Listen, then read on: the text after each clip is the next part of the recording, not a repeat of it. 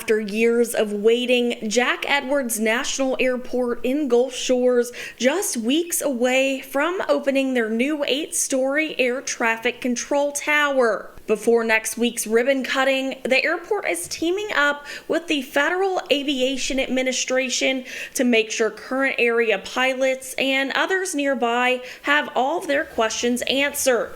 They are hosting a town hall meeting Thursday evening at 6 p.m. at the Myers Civic Center. The meeting will be open to the public, giving everyone a chance to meet airport and tower management, ask questions, and go over what to expect with the changes in airspace. People have been flying in here for 10 years, following a certain routine, which they can no longer do. This is now controlled airspace. They're going to need permission to enter it. We're told all pilots within 150 miles have been sent notices of the changes, but the town hall was an added measure to help the transition go smoother for everyone flying into one of the state's busiest airports. This will get under control now. We'll only have one runway in use. Aircraft will be separated. The ribbon cutting for the tower is set for November 10th, with the tower beginning operations November 17th. The tower and current construction of a terminal are just some of the last pieces to the puzzle of bringing commercial flights directly to our Baldwin beaches. Management says they've received a lot of interest in privatizing flights and are currently in the selection process with potential airlines. Reporting in Gulf Shores, Ashlyn Irons, Fox 10 News.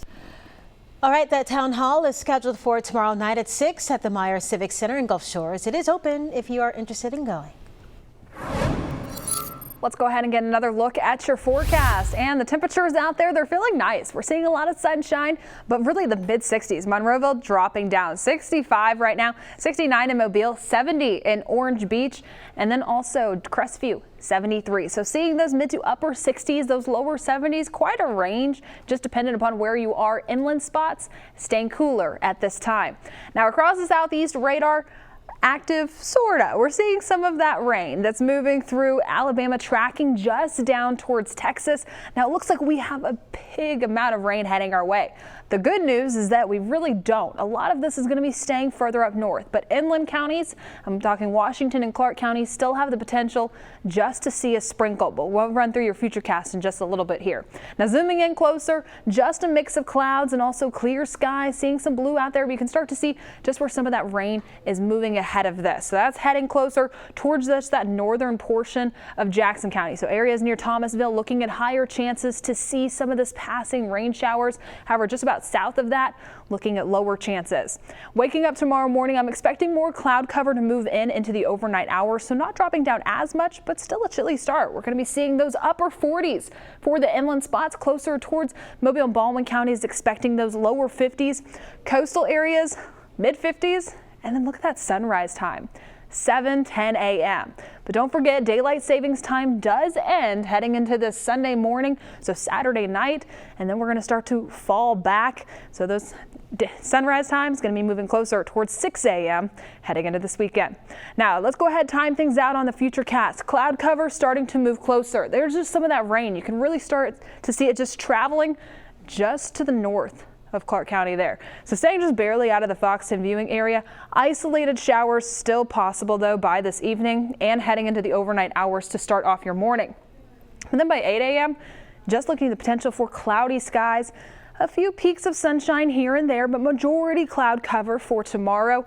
And then just heading into the afternoon, staying dry. Now, while that isolated shower is still possible, nothing to disrupt your day. So no rain chances on the forecast for tomorrow, just because it's nothing that you'll have to plan around.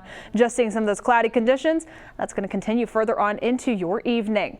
Now, by tomorrow afternoon, we're going to be staying a little bit on the cooler side, just with that increased cloud cover, mainly expecting those mid to upper 60s. So Mobile, mid-60s for those daytime highs, staying much cooler. Coastal areas also dropping just slightly into those lower 70s by the time we get closer towards about 2 and 3 p.m.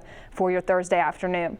Now, a lot going on at the beach. We do have Blue Angels heading into this weekend, so the beach forecast important in case you're heading on down towards the boat. but wind out of the north still. Low rip current risk currently, however, bumping up to moderate by Friday and Saturday. So do just keep that in mind in case you're heading towards the coast, going out on the water. Going to be seeing a little bit of an increased chop there, but nothing too bad. And it's still going to be beautiful conditions out there. By Thursday and Friday, we're going to be seeing those mid to upper 60s, increased cloud cover, but that clears out by the time we get into the weekend. Seeing mostly sunny skies, temperatures warming up. Fall back. Don't forget, extra hour of sleep heading into Saturday night, though, and into Sunday morning. And then by next week, we're going to start to see those mid 70s and sunshine continuing. Byron. All right, Jen, thank you. Well, Gulf waters might be a little too chilly for most of us to swim, but just perfect for a sea turtle. And you had a crowd out there, too, in Orange Beach to watch as the turtle was released back into the wild after rehabilitation. Here's Fox 10 News' Hal Sherrick with the story. It's been almost 2 weeks to the day this turtle has been rehabbing after being hooked by a fisherman here on the Alabama Gulf Coast. A beautiful day for that release in front of quite a crowd. It was a big day for the rehab team from the Institute for Mammal Marine Studies in Mississippi as they made their way to the beach. It was an even bigger day for this girl, a full-grown Kemp's Ridley sea turtle. A nice crowd gathered to see her off. One woman in the crowd was Donna Martin with Coastal Resources in Orange Beach. She got the call the day the turtle was hooked by a fisherman. She was slippery. She had algae on her, which is common. She was absolutely beautiful, but that algae made her slippery, so the wave would crash on me. She would slip out. I would go under. I got up and did that several times, and I finally turned around and looked on shore, and my partner asked if I needed help. I'm like, yeah, please. That was October 17th. The turtle had been hooked by a fishing hook and a front flipper, and fortunately, the injury wasn't severe. Once the rescue team at IMMS determined she was good to go, the release date was set. There were still a couple important things that had to happen, though. First, she was accessorized with a high-tech satellite tracking device, and secondly, she was given a name. Her name is Winnie 2.0. Actually, I have a whole classroom of students in New Hampshire that helped us name her. They donated this year to our rehab program, so they did pick a name for her, so it's Winnie 2.0.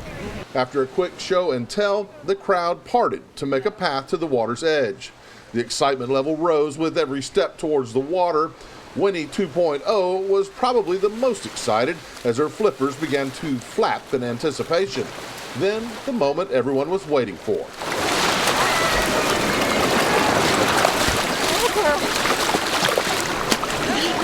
Winnie 2.0 didn't wait around for an encore. With a few strong thrusts of her flippers, she made her way home. Back on the beach, you could say she left a lasting impression. It was one of the coolest beach experiences before. We've been studying Camp Ridley's this year. And that was cool? It was awesome. I'd never seen a Camp Ridley before, and I know that they're the most endangered turtle of all, but I'm glad that we actually got to see them. It was really cool. The majority of injuries involving sea turtles that have to be rehabbed here on the coast involve fishing incidents where they're hooked. If that happens to you or you witness a turtle in distress, call 866-SEA-TURTLE. Reporting in Orange Beach, Hal Sherrick, Fox 10 News.